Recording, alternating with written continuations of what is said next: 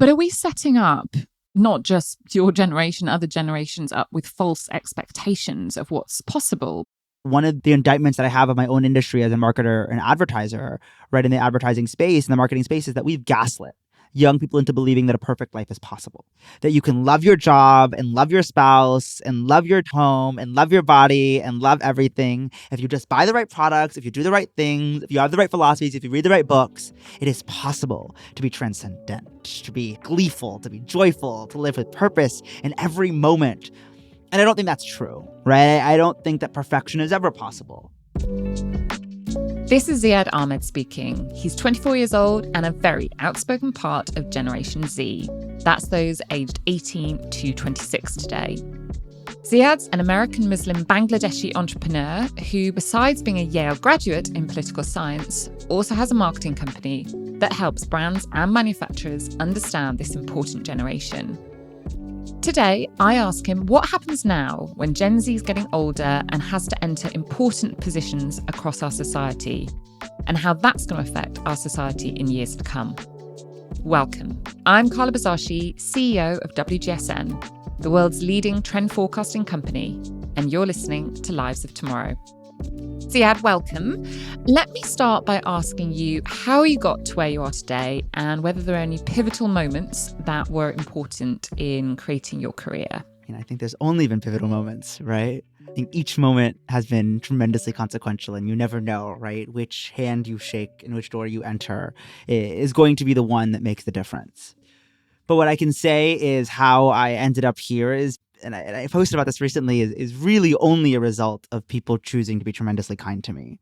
And I have been so fortunate and so privileged in my journey to be the beneficiary of so much kindness. What I do day in and day out is I run Juve Consulting, which is what Refinery 29 calls the largest and most popular Gen Z agency. And I work with clients to help them better understand how to connect with and empower diverse young people. And I get to do so with the most brilliant and dynamic and diverse team in the world. And I feel very fortunate to do so. And I started doing this when I was 16 years old, around 16 years old, having started a nonprofit some years prior, built around social equality and social acceptance, which was in many ways a journalistic and awareness platform to talk about social justice and current events in ways that our schools were not, to create hopefully more inclusive communities and school environments for us as young people in ways that adults around us were perhaps not delivering in the ways that they needed to.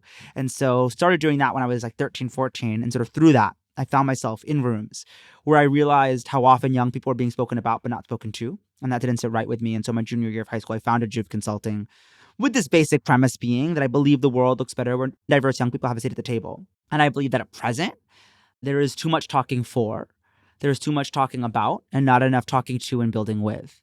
And Juve really exists to fix that, to hopefully create a mechanism by which folks can actually talk to and build with the diverse young communities that they're trying to reach, that they're trying to connect with. And so that's what I spend a lot of my time doing and thinking about. And we exist to empower diverse young people. That's who we are and that's what we do. And so that means that we as a community and as a company are plugged into a lot of conversations insofar as thinking about both the present and future that our generation is contending with and trying to actively shape, hopefully, a better present and future for our cohort in all the ways that we can. Do you think most generations, when they're young, think that older generations don't listen to them? I don't like to think of myself as old, but I'm definitely older if I'm comparing myself to you. And I definitely felt that. Where do you think the miss is that people get a bit older and then forget to talk to people who are younger than them? Or do you think that's not necessarily what's happening, people forgetting about it? Or do you believe that the generation you're in has got a lot more that they need to say, perhaps, than prior generations? I think that it's not necessarily unique to age. I think that people are seldom eager to be uncomfortable. I think that people are seldom eager to burst their bubbles. And I think that for so long, society has existed on certain binaries, on certain chronologies, and on certain hierarchies. And whenever anybody tries to disrupt hierarchies, they are met with resistance.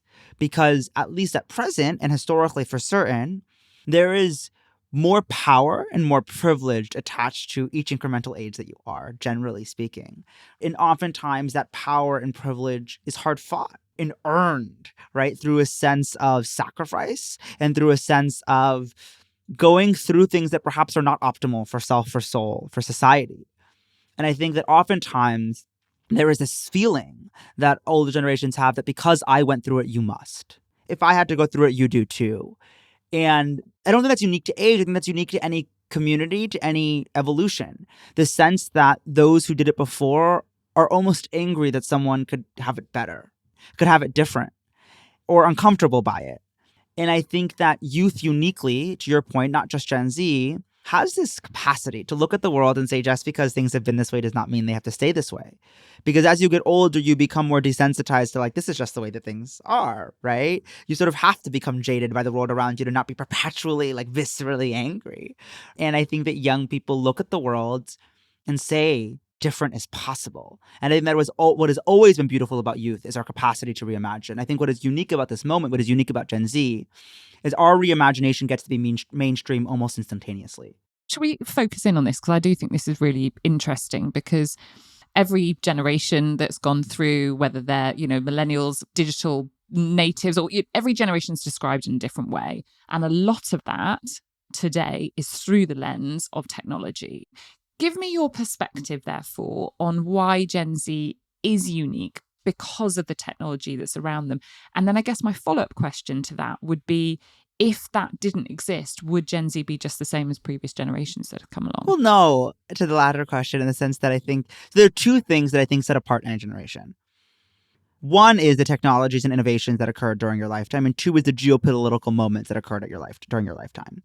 And so absent of the technological innovation that happened during Gen Z's lifetime, there are certain fundamental geopolitical events that happened at specific seminal ages, right? What COVID means to a 19-year-old is different than to a 9-year-old is different than to a 90-year-old, right? And how that changes your psyche depending on how old you are, I think is quite significant.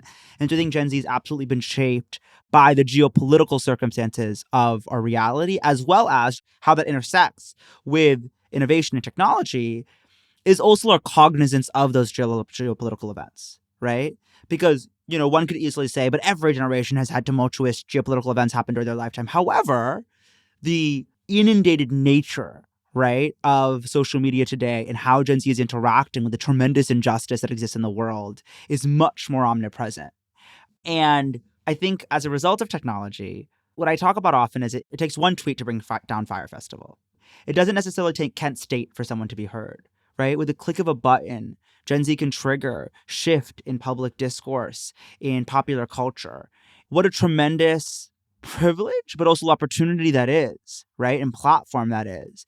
And I think Gen Z uniquely is coming to the table with more power at our age than ever before. Insofar as so our parents come to us to understand how to use these digital tools. And these digital tools are predominantly shaping a lot of popular culture and public discourse. We have an outsized voice in a lot of conversations that historically young people have been disenfranchised and not included in. And furthermore, because of the Great Resignation and the economies that existed during our lifetime, oftentimes employers were more grateful to have the employees than employees were to have those same jobs. Like the very structures of how young people typically were like learning from your parents, grateful to have a job, quiet and excluded, were ruptured in our lifetime because our parents depended on us to teach them the digital universe, as we depended on them to teach us certain skills. And our employers needed us oftentimes more than we needed them.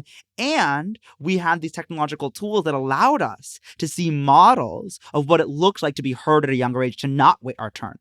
Because even if we were in a paradigm where people weren't particularly eager to hear from young voices, we could look on social media and see another young voice being really loud and really brazen and really outspoken and being lauded for it. And so we got a sense of inspiration because seeing is believing, right?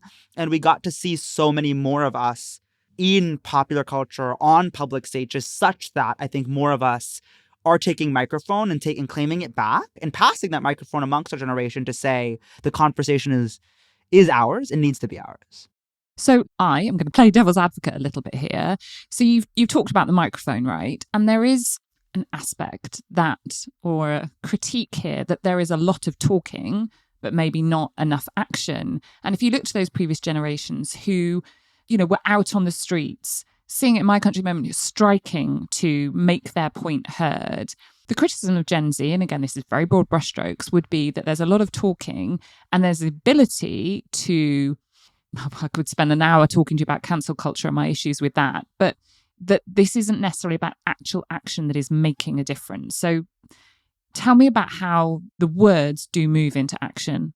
From a basic, just like quantitative standpoint, I don't think that's true, right? I don't think that it's true that young people today are taking less action than generations prior.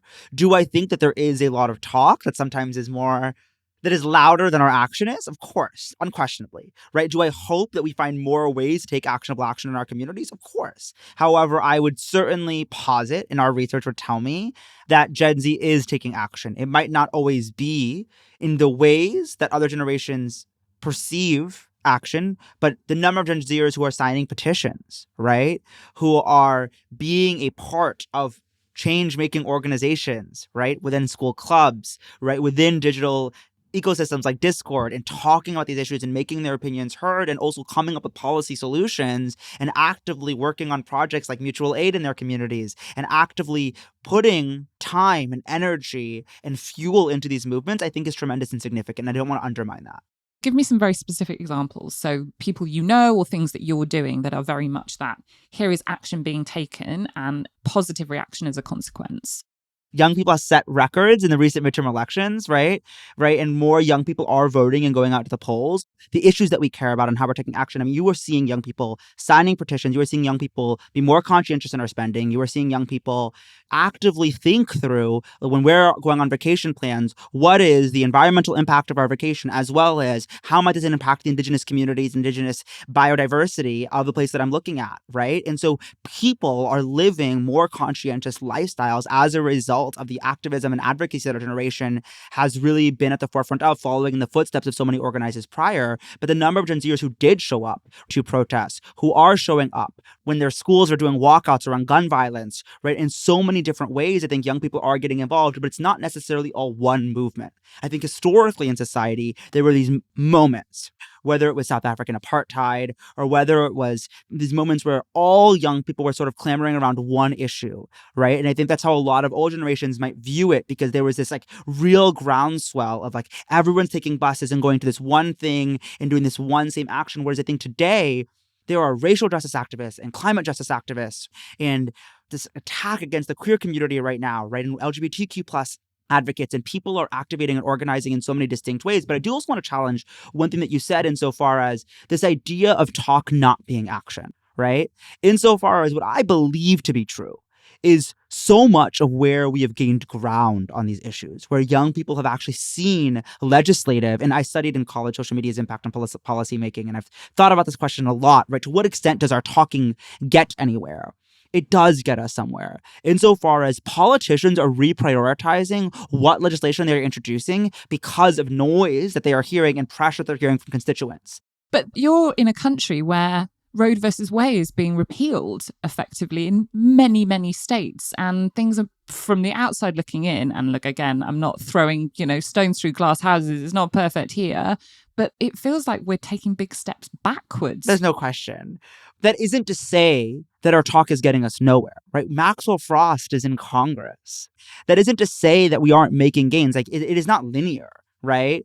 And I also don't want to posit that Gen Z is homogenous. There are Gen Zers advocating on all sides of these issues, but Gen Z is advocating and activating for certain.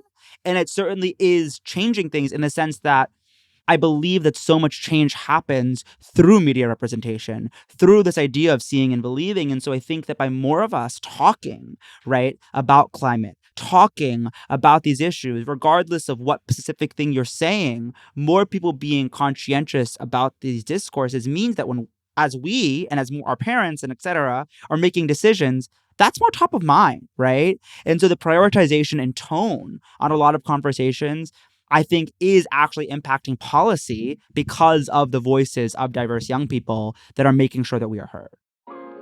We're going to go into some reoccurring questions because it's a really nice way to get to know someone. So I'm going to go to those and then we can come back and we can continue this very positive debate. So when and how do you prioritize yourself?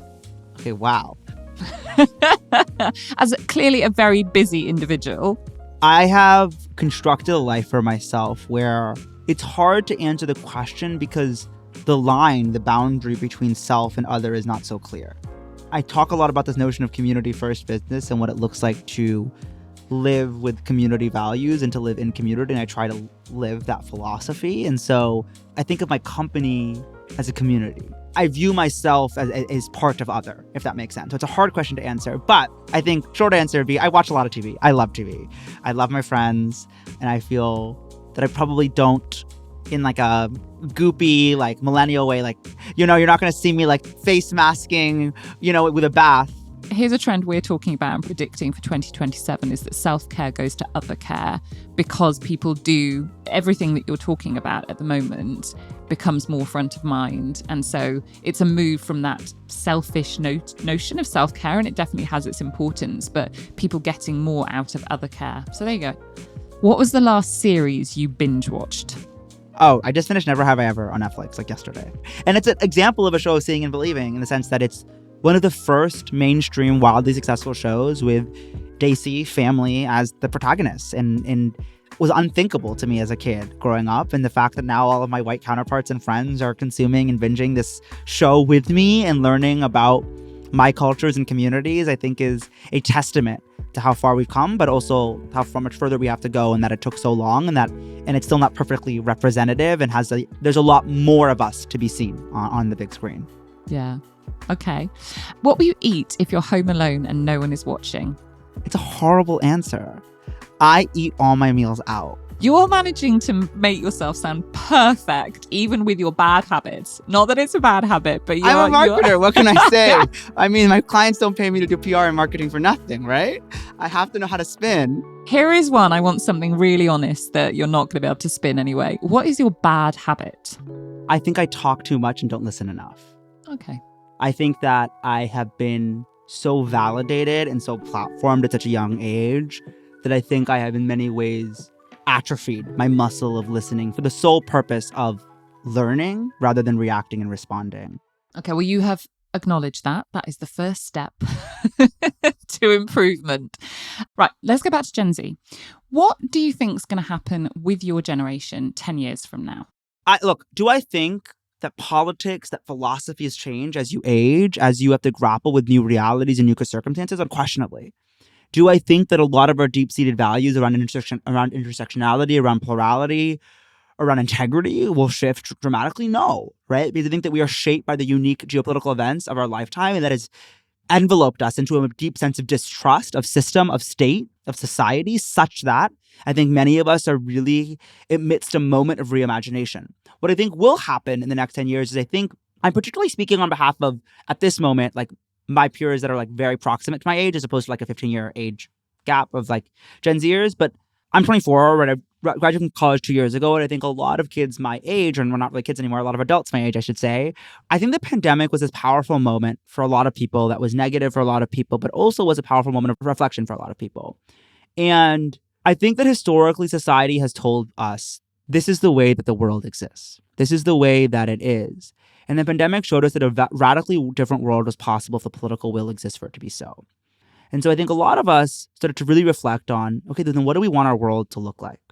If the rules that we were taught do not actually confine us, if the lines in the coloring book were actually all a lie, what do we want the page to look like? And I think many of us are on the other side of that now, still figuring it out, still piecing together and puzzling together what our ideal picture looks like. And so I think the next 10 years for us, I think really looks like sitting in that, sitting in, okay, now we have the page. We've convinced ourselves that better is possible. We've convinced ourselves that different is possible. To what extent can we make it so? And to what extent are we living a life that is consistent with the values, with the vision that we have for ourselves and our communities?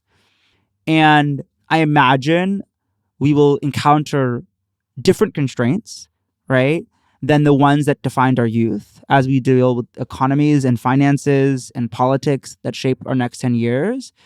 But I think you being like me, right, 22 and graduating into a pandemic and into an entirely different world that just dealt with such a reckoning of justice changes a lot about how you see yourself, how you see career, and graduating into a not a particularly strong economy that's defined by gig economy and by so much change and so much challenging of conventional norms. I think that the next 10 years will continue to see more of us live non-traditional lifestyles in ways that are sustainable for us. But what exactly that looks like, I don't know, but I'm eager to find out, because I think that the Great Resignation, I think that this moment of questioning, of reckoning, can only lead to better outcomes. And I think that hopefully we'll see the fruits of that in the next decade. But are we setting up not just your generation, other generations up with false expectations of what's possible? Because society still needs people to stack shelves, deliver food, clean. The functionality of people's existence, it requires, nurses and people in care homes, not glamorous jobs. Now, they may well know why, but they're not necessarily high paying jobs. How do you reconcile that? We've got rising levels of anxiety, and the expectation of what the world is there to deliver and what the world delivers, it sometimes falls very short from what social media promises. I think that's a really astute and fair point. And it's one that I agree with, in the sense that I think that one of the indictments that I have of my own industry as a marketer and advertiser, right, in the advertising space, in the marketing space, is that we've gaslit young people into believing that a perfect life is possible. That you can love your job and love your spouse and love your home and love your body and love everything. If you just buy the right products, if you do the right things, if you have the right philosophies, if you read the right books, it is possible to be transcendent, to be gleeful, to be joyful, to live with purpose in every moment. And I don't think that's true, right? I don't think that perfection is ever possible, right? And I think that it is part of the reason why our mental health crisis is as intense as it is that we've set people up for psychological failure, in the sense that we've primed young people to believe that their lives will be perfect, such that when anything that goes imperfectly, we spiral. I'm a reflection of this, right? If I was looking at my life from the outside in, I'd be like, he should be so happy. He's slaying, right? That's not how I feel all the time. My friends will tell you, not the happiest, right? And that's because I think that I judge myself so harshly. When I got my first B, I cried for 3 days, right? I thought that I could do it all, right? I thought that it could all be perfect. And when I have failed or not gotten perfect marks in any one vertical, I feel like I'm nothing. And I increasingly, when I talk to talks to young people, what I'm trying to advocate for, and I'm trying to give my younger self advice about, and what I'm still trying to learn, is this mindset that we're not going to be everything, we're not going to be nothing, we're just something that has to be good enough. And so I hear you and I hear your point. However, in regards to work specifically, I think that my response to people, those jobs to be more well-paying if we need them so much, right? I think that supply and demand is real, and we as a company, we as a society and communities need to pay those that we need more, right? And we attribute salary to where we attribute this value in society too. And I think that our sociological and societal understanding of where value sits right now is really off. Those teachers are so essential in society, it should be paid significantly more, right? But I also think that it's, again, not the case that young people or people, I don't think, want to work. It's just, okay, what are the conditions? What is the pay? What is the why? And is it a forever thing or is it a temporary thing, right? And I think those are the questions when people are asking. I don't think it's the case that people aren't willing to do the unfun parts of your job, but maybe it's not the only part of your job, or maybe you're compensated extra well for those unfun parts, or whatever it might be. I have to give this advice to people in my own organization, and actually wider when I talk about, getting ahead and those kind of things. There is, in every job, there's things that you don't want to do. Yeah, majority of my job is things I don't want to do. Let me tell you. Well, I'll be honest. I was, at some conference, and some CEO was on stage, and a big company, and they were talking about the real struggles they've had and anxieties and stresses that the job has ensued. And this person at my table was like, I don't know how they dealt with all of that. And I was like, what do you mean you don't know how they dealt with all of that? They got paid $30 million a year to deal with all of that. I think that I am in a position where, I don't like a lot of my job, but I feel valued and compensated and holistically inspired enough by my role that it is worth the parts of my job that I do not like. And so I think that's what we have to ask ourselves as employers is, are we creating packages and infrastructure such that people should feel that it is worth cleaning the toilets, right? That it is worth, because you are a part of something, because there's something that you are getting back that means that it was worth whatever task you had to do. And that's how I think about my own job. And I try to extend that same humanity to every person should feel valued and feel that it was worth it in some way, shape, or form, because it is certainly not the case that we can ever all have jobs that perfectly align with everything that we want to do all of the time. But I can answer why, and I can live with my why. And I should want the same for any person that works for me. Okay, I'm going to end with a question which you've sort of already answered, but I'm going to end there anyway. As you look towards the future, are you more anxious or hopeful? You definitely are a journalist, for sure. Both. It's interesting. I interviewed someone else actually this week for the same podcast, and she's a little bit older than you, but not much. And she said exactly the same. She can't fall on either side. But if I'm being honest, I'm almost more anxious about being hopeful. The idea of being optimistic is scary because I don't want to get my hopes up.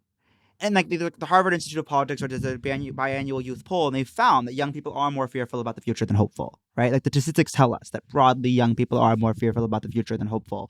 And so from a Gen Z answer, that would be the answer, right? My answer, I am deeply, deeply anxious about tomorrow. I am deeply concerned about tomorrow. But on the other hand, I am inspired every day by the diverse young people on my team. And I am inspired. You talk about Gen Alpha, my 9-year-old sister is growing up in a world where there are people whose names are as hard to pronounce as her own on television that she can look up to, right? And I am inspired that my little 9-year-old sister can talk to you about climate and racial justice in ways that I could not, right? And I'm inspired the fact that she cares, and her whole little body, she cares. And she is thinking, and she is trying, and it is impossible to look at her. It is impossible to look at my team and not feel, damn, when these people are in charge, things have to look better than they do today, right? And so from that sentiment, of course I am hopeful because I see my peers, and I was at dinner with my friend last night. It was supposed to last for an hour. I was there until 11 p.m. at night talking about how we can reconfigure economic systems. And she's, an incredibly powerful and accomplished, entrepreneur and businesswoman as well, but who comes from a social impact background.